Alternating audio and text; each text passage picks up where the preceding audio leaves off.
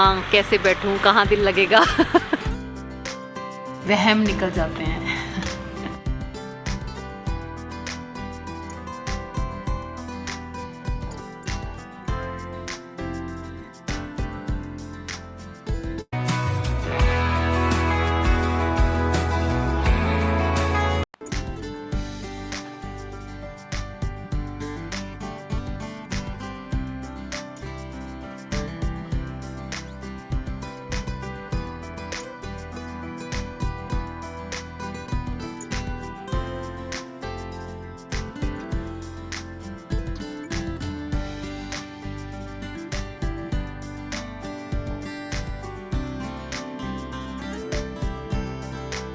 चलो बात करते हैं। Hello everyone, good morning and happy winters. बहुत ठंड पड़ गई है। मेरा होता है कि मैं बाहर निकलूं, स्पेशली आपको पता है कि मॉर्निंग में अपना मॉर्निंग ड्रिंक लेने के लिए मैं बालकनी में बैठ जाती हूँ या छत पे चली जाती हूँ। लेकिन अभी यहाँ पे क्या हो रहा है कि यहाँ पे अभी मेरा कंफर्ट एक एरिया बना नहीं है। मतलब ऑलमोस्ट मैंने सारी सेटिंग वगैरह कर ली है। बेडरूम्स सारे सेट हो गए हैं, ड्राइंग रूम सेट हो गया है, किचन पूरी सेट हो गई है, ऑलमोस्ट पूरा घर सेट है। लेकिन जो अपने कंफर्ट एरियाज़, मेरा वर्क प्लेस जो है जहाँ पे बैठ के मैं अपना जर्नल लिखती हूँ, नहीं लिखा मैंने। सच कहूँ तो पिछले एक हफ्ते से, जब से हम यहाँ पे शिफ्ट हुए तब से मैंने कुछ नहीं लिखा। साल की जो जर्नल लिखने की शुरुआत है मैं अभी करूँगी। मैं हर किसी का अपने घर में ना एक कंफर्ट एरिया होता है, कंफर्ट कॉर्नर होता है जहाँ पे वो घंटों बैठ सकते हैं। तो मेरा भी हमेशा होता है। यहाँ पे आने के बाद कुछ टाइम तक तो मैं देखती रही कि कहाँ कैसे बैठूँ, कहाँ दिल लगेगा। तो फिर अब है नीचे बालकनी। आज मैं अपने पौधे वगैरह लगा के उस बालकनी को अपने बैठने लायक कर दूंगी। अपना टेबल भी मैं आज प्रॉपर तैयार करूंगी। अपनी फॉर्म में वापस आ रही हूँ मैं धीरे धीरे। नई जगह पे होते हो तो उतनी जल्दी आप सेटल नहीं कर पाते, अपनी रूटीन नहीं बना पाते। जैसे डाइट को लेकर मैं बात करूँ तो ऐसा नहीं है कि मेरा एकदम से सारा कुछ सेट हो गया है कि मैं बहुत अच्छी अपनी डाइट कंटिन्यू कर रही हूँ। नहीं, मैं इतने बजे खा लिया, कभी कितने बजे खा लिया, जो बना वो खा लिया। स्पेशली अपने लिए कुछ नहीं कर पा रही हूँ। नींबू पानी मैंने नहीं छोड़ा। गर्म पानी में दालचीनी पाउडर और नींबू डाल के, और इतनी धुंध में पीने का अलग ही मज़ा है।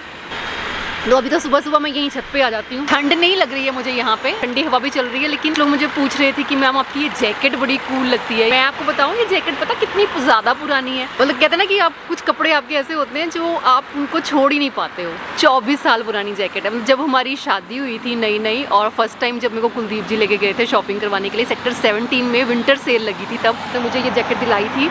और ये इतनी ज़्यादा गर्म है ना, मैं सच बताऊँ बिल्कुल भी ठंड नहीं लग रही। हाँ, इसको पहन के आप बर्फीली जगह पे भी जा सकते हो। बिस्तर में बैठे रहो, ठंड ही लगती रहती है। बिस्तर से निकल जाओ सब कुछ छोड़ छाड़ के, फिर आपको कोई ठंड नहीं लगती। मेन पे हम लोग कभी रहे नहीं, तो 2-3 दिन तक तो ये गाड़ियों का शोर भी काफ़ी अटपटा लग रहा था। लेकिन अब ये भी परेशान नहीं कर रहा, क्योंकि माइंड ने इसको बहुत जल्दी एक्सेप्ट कर लिया, जो कि एक अच्छा साइन है कि आप लाइफ में जल्दी मूव ऑन कर जाते हैं। आज का व्लॉग बनाते हुए मैंने सोचा चलो ज़्यादा टाइम आज मैं ही आपके साथ स्पेंड करूँगी। तो सारी फैमिली को ब्रेकफास्ट मैंने पहले ही करवा दिया। आज मैंने उनके लिए बनाए थे गोभी के परांठे। मैं नहीं खा रही हूँ अब गोभी के परांठे, बस बहुत हो गए इस विंटर, काफ़ी खा लिए मैंने। तो आज मैं बना रही हूँ अपने लिए बहुत ही बैलेंस्ड सा ब्रेकफास्ट, और टेस्टी भी है बहुत। पालक और मटर को सॉटे कर लेना है। जस्ट उसमें डालना है जीरा और गार्लिक पिसा हुआ। सॉल्ट, चिली या गरम मसाला वगैरह अपनी चॉइस के हिसाब से आप डाल सकते हैं। बस इनको सॉटे कर लो। बहुत एक तो हेल्दी हो गया ये, आपके पास वेजिटेबल्स भी आ गई, और वेजिटेबल्स भी ऐड करना चाहो तो कर सकते हो। लेकिन पालक और मटर बहुत टेस्टी लगते हैं। पालक में आयरन भरपूर होता है। कैलोरीज की बात करूं तो एक कटोरी में सिर्फ 25 कैलोरीज होती हैं। एग ले लिए साथ में 2, और टमाटर मैंने थोड़े से घी में तवे पे ही रोस्ट कर लिए।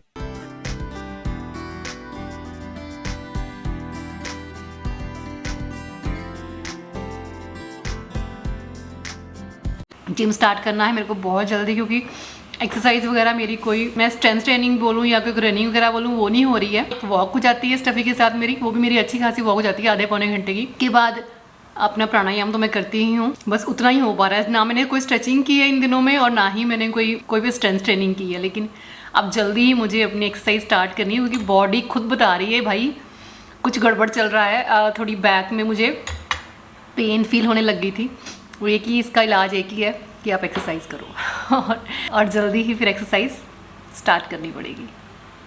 रोस्टेड टमाटो सच में बहुत स्वाद लगता है। मैंने जल्दी में ना तवे के ऊपर सेक लिया, लेकिन अगर आप इसे अवन में करो ब्रोकली डाल लो साथ में, और या फिर एयर फ्रायर में, बहुत स्वाद लगता है। जब ज़िंदगी जो है वो एक ही तरह से चलती रहती है, बड़ी स्मूथ सी होती है और बहुत बोरिंग सी हो जाती है आई थिंक, है ना। उसमें जब थोड़ा सा झटका लगता है या थोड़ी सी चीज़ें चेंज होती हैं तो आपको सीखने को बहुत कुछ मिलता है। और ये टाइम ना, मैं कहती हूँ कि मतलब इसको नेगेटिवली मत लीजिएगा, लेकिन एक ऐसा टाइम आपकी लाइफ में ज़रूर आना चाहिए जब आपको एक्चुअल में पता चले कि आपके आसपास क्या हो रहा है। बहुत ज़रूरी है, पहचान हो जाती है आपको, कुछ वहम निकल जाते हैं। Love you guys, love you so much. चलो मैं अपना ब्रेकफास्ट ख़त्म करती हूँ, फिर मिलती हूँ आपसे, और जल्दी से हम बनाते हैं अपना कंफर्ट कॉर्नर। फिर वहाँ पे बैठकर मैं आपके साथ बातें किया करूँगी, क्योंकि आसपास मेरे पौधे होंगे तो वाइब जो है और भी अच्छी आएगी।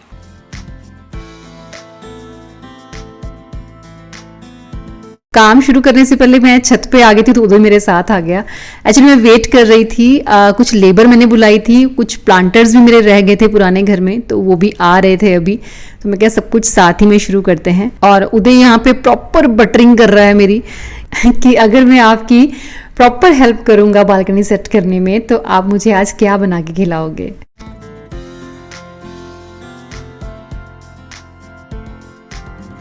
ऊपर जो बालकनी है उसमें ज़्यादा रैक्स नहीं आएंगे, एक आध रैक ही आएगा बड़े वाला, बाकी के सारे मुझे नीचे ही रखने पड़ेंगे। तो पहले मैं सोच रही थी मैं यहाँ पे सारे रैक रखवा देती हूँ, जितने बड़े बड़े सारे प्लांटर्स हैं वो इसी पे रखवा देती हूँ, उसके बाद फिर देखते हैं क्या बचता है वो फिर जाएगा बालकनी में। कोई भी खाली जगह बेहद खूबसूरत बन सकती है अगर वहाँ पे पौधे लगा दिए जाएं। तो अभी तो देख लो इस तरह की लुक आई है यहाँ की। बच्चों के कमरों में अभी कबर्ड्स नहीं थी तो एक हफ्ता वेट करने के बाद वो भी फाइनली आज ही आई है, तो खैर अब उनके कपड़े भी समेटे जा सकेंगे।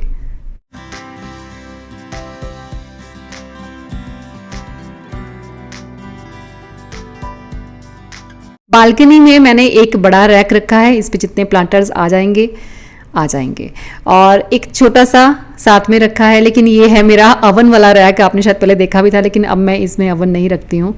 अपने लिए कंफर्ट कॉर्नर बनाना एक बहुत ही ऑर्डिनरी सी चीज़ है, लेकिन मैं सच कहूँ तो ये मुझे परमानेंट हैप्पीनेस देती हैं। और परमानेंट हैप्पीनेस के रीजंस अगर आपके पास है ना, तो आप अपनी लाइफ को सच में बहुत इजी बना लेते हैं। एक्चुअली है तो हमारी लाइफ बहुत सिंपल, लेकिन हमारी थिंकिंग, हमारे बिलीव्स ही होते हैं जो इसे हार्ड बनाते हैं या फिर इजी बनाते हैं। तो ना चाहते हुए भी कई बार हम बहुत ओवर थिंक भी करते हैं, कॉम्प्लिकेशंस अपनी खुद ही बढ़ा लेते हैं।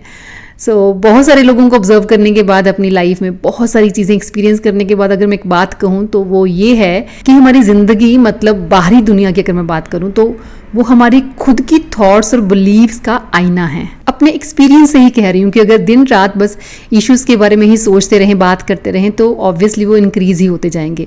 ज़िंदगी तो वैसे ही चलती है जैसे उसे चलना है, लेकिन क्योंकि हमें कई बार कुदरत के फैसले पसंद नहीं आते तो वो हमें गलत लगने लगते हैं। वक्त बुरा तब होता है जब आपका खुद का शरीर आपका साथ नहीं देता, अदरवाइज वक्त कभी बुरा नहीं होता। नेगेटिव बिलीव्स नेगेटिविटी को अट्रैक्ट करते हैं और फिर हर सिंपल या ऑर्डिनरी चीज़ में भी हमें नेगेटिव लाइट ही दिखाई देती है। दूसरी साइड अगर आप ये सोचें कि ज़िंदगी देर सवेर ही सही लेकिन आपके लिए वर्क ज़रूर करती है, तो अगर आप ये बिलीव करें कि सही गलत कुछ नहीं होता, लाइफ में लेसन्स मिलते हैं और चीज़ें मिलती हैं प्रैक्टिस करने के लिए। आपके आसपास जो रिलेशंस हैं उन्हें ब्लेसिंग समझिए, देखिए कितनी केयर करते हैं, आपको कितना प्यार करते हैं। तो यही है एक्चुअल में असली दौलत। और खुद को बिजी रखिए, हर टाइम कुछ ना कुछ करते रहिए ताकि माइंड और बॉडी जो है वो बिल्कुल एक्टिव रहे और ठीक डायरेक्शन में काम करती रहे। वैसे भी एक ब्यूटीफुल फ्यूचर क्रिएट करने के लिए हमें अपने प्रेजेंट एक्शंस को वॉच करने की बहुत ज़रूरत होती है। पास्ट की अच्छी मेमोरीज को याद करना बहुत अच्छा है, लेकिन प्रेजेंट कैसा भी हो उसमें भी बना सकते हैं आप बहुत ब्यूटीफुल मेमोरीज, जिन्हें फ्यूचर में याद करके आप मुस्कुरा सकें। क्योंकि कभी भी सब कुछ आपके प्लान के हिसाब से वर्क नहीं करेगा। कहते हैं ना कि जब इंसान प्लानिंग करता है तो कुदरत उस पर हंसती है, क्योंकि एक प्लानिंग वो भी करती है, कभी आपको आजमाने के लिए तो कभी सबक सिखाने के लिए। तो एक्सेप्ट कीजिए सब कुछ मुस्कुराते हुए। कभी रोना आए भी तो दिल खोल के रो लेना, क्योंकि इमोशंस बाहर आ जाते हैं तो अंदर से सब कुछ बहुत लाइट हो जाता है। अपनी मंजिल का तो सबको पता ही है, मंजिल सबकी एक है, अंत वही है और वहां पहुंचना तय है। तो क्यों ना सफर का मजा ले लिया जाए, उस सफर का जिसमें कई मोड़ हमारी पसंद के होंगे तो कई ऐसे होंगे जिनसे हमें शिकायतें हजारों होंगी, पर गम नहीं करना, क्योंकि हमें और भी मजबूत बनाने वाले यही रास्ते हैं। तो देख लीजिए, सेम ही सेटअप मैंने कर लिया है, कुछ भी चेंजेस नहीं किए, और ऐसा ही सिंपल सा ही मुझे बहुत खूबसूरत लगता है। बहुत दिनों से मुझे ऐसे हो रहा था कि कहाँ बैठूं, क्योंकि बेड पे मैं नहीं बैठती। मतलब एक बार मैं बेड से उठ गई तो वापस रात को ही बिस्तर पे जाऊंगी। पूरा दिन मैं या तो चलती फिरती रहती हूँ, कुछ ना कुछ काम करती रहती हूँ, और फिर अपने मी टाइम में मैं ऐसी ही जगह पे बैठती हूँ हमेशा। बहुत सारी और चीज़ें प्रायोरिटी में थी, तो ये वाला जो मेरा पार्ट है थोड़ा पीछे रह रहा था, but now I am happy. पहले मेरा रूम फर्स्ट फ्लोर पे था और वहीं पे था मेरा वर्क टेबल, लेकिन अब रूम मेरा है ग्राउंड फ्लोर पे, लेकिन वर्क टेबल मैंने अपना ऊपर ही रखा है। और यहाँ बढ़िया है, रूम की बजाय यहाँ पे डिस्टर्बेंस जो है वो कम होगी। अब लिखेंगे कुछ नया, कुछ ऐसा जो दिल को सुकून दे जाए, ताकि कुछ यादें भूली बिसरी सी यादगार बन जाए। तो चलिए जी, मेरी बालकनी बिल्कुल तैयार है और मेरा वर्क टेबल भी तैयार है, और मैं उनसे पहले तैयार हूँ काम करने के लिए। तो चलिए फिर मैं मिलती हूँ आपसे नेक्स्ट वीडियो में। Till then bye bye, take care and stay healthy.